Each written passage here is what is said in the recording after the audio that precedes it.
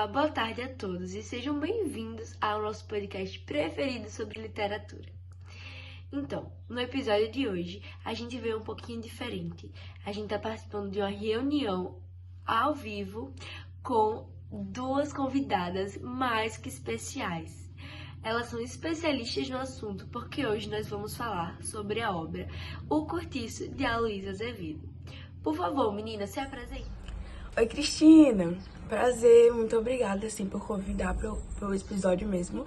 Meu nome é Eliana, eu sou professora de literatura e eu sou formada em letras. Igualmente é um prazer. Me chamo Fátima Bernardes, também sou formada em letras e professora de literatura e faço palestras no Brasil todo sobre esse tema relacionado à natureza. Legal, meninas, foi muito bom ter a presença aqui de vocês. Então agora, podemos começar a entrevista? Então a primeira coisa é, vamos contextualizar a galera.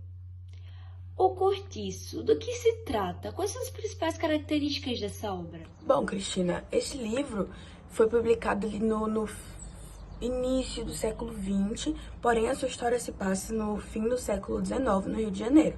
Ele foi publicado por Aloísa Azevedo. Bom, ele tem processos políticos e mudanças tais como a abolição da escravidão e a proclamação da República. E o racismo é um tema nítido.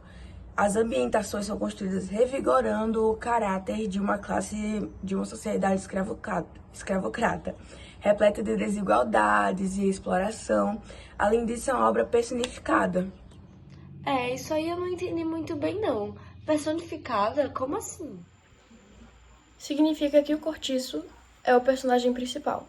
Além disso, são retratadas pautas importantíssimas, como as condições de vida das classes sociais, a precariedade e simplicidade de locais como o Cortiço e o racismo. Sim, exatamente. Por conta dessas pautas, muitas teorias que explicam o comportamento humano podem ser vistas com frequência. Nós vemos, por exemplo, o naturalismo, que foi corrente literária que prezava pela representação objetiva da realidade, utilizando uma abordagem biológica, científica e patológica dos personagens. Ou seja, pegava ali o instinto, tudo ali que envolvia essa biologia que está dentro do ser humano. Sim. Inclusive, Eliana, o Cortiço é considerado o melhor representante do movimento naturalista aqui no Brasil. Inclusive, também é a primeira obra naturalista brasileira. E as principais características do naturalismo seriam a animalização das personagens e, consequentemente, a ação baseada em instintos naturais, tais como instintos sexuais e os de sobrevivência. Também a obra retrata duas linhas de conduta, uma que trata das questões sociais e outra que trata das questões individuais e sentimentais. Sendo João Romão o principal representante da primeira, pois consegue dinheiro passando por cima de tudo e de todos. E Jerônimo da segunda, pois se envolve com Rita Baiana por atração sexual. Mas eu queria muito entender, teve alguma influência político-filosófica? Afinal, a gente tá falando de seres humanos, né? E deve ter algo relacionado a essa área da ciência. Com certeza, Cristina. Há muita presença do positivismo, do evolucionismo, do determinismo e até do comunismo. O livro é bem cheio, de relações importantes. Muito bom.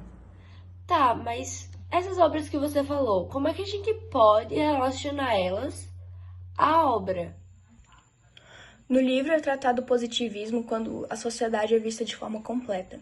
Sendo sociologia um meio de estudo positivista, é possível ter como uma das maiores questões sociais a personagem João Romão assim, através de uma representação crua das relações sociais, que aqui são puramente movidas pelo interesse individual, dentro de uma crítica social.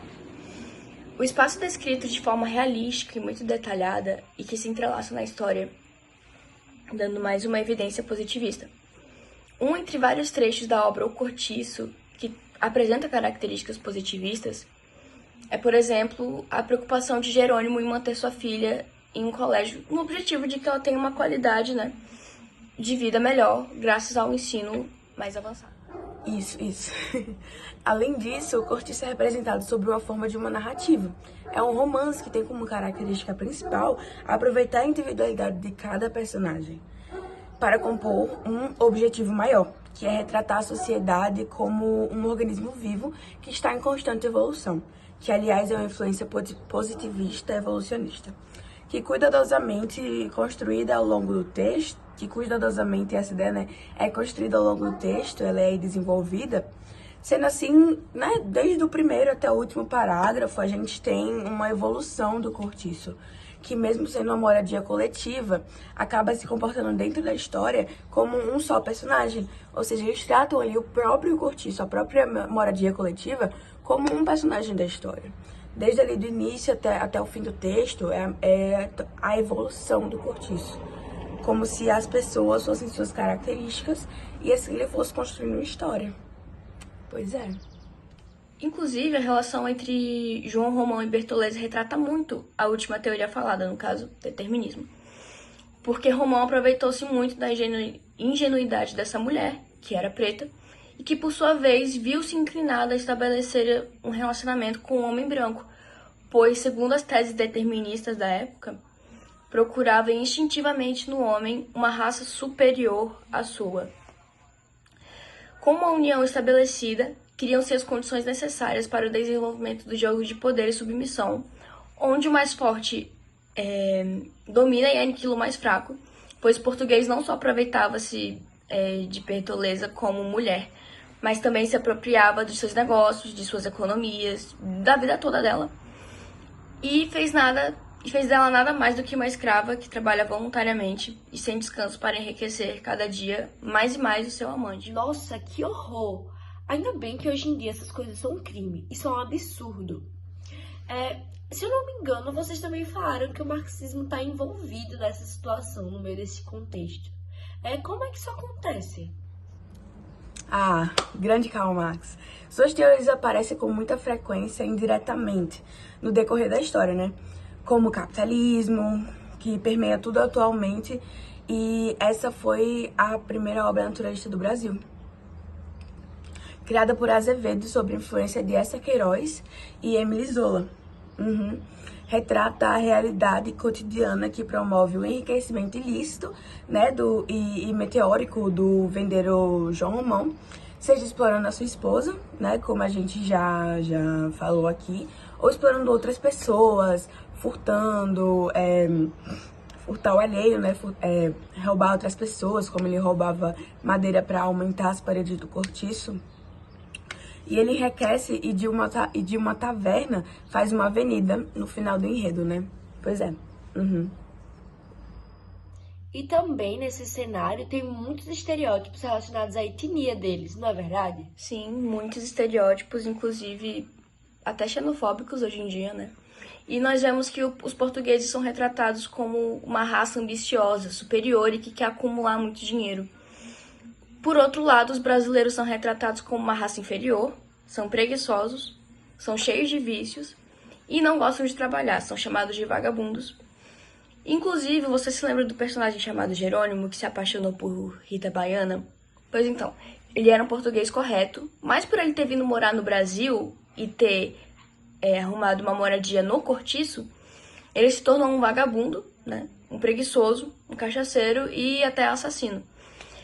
E tudo isso está dentro do determinismo, mas de uma forma mais específica e pesada, entende?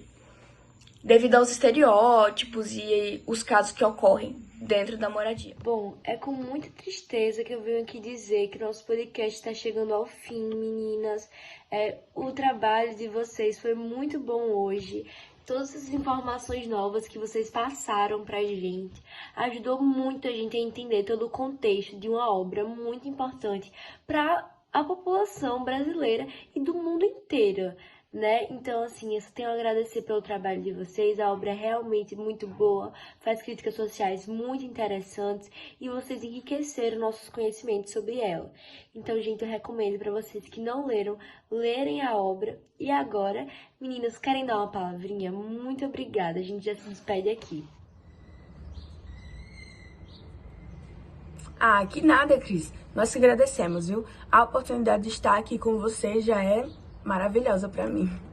Também com Fátima, né? Ela é uma ótima pessoa de se conversar, principalmente sobre livros.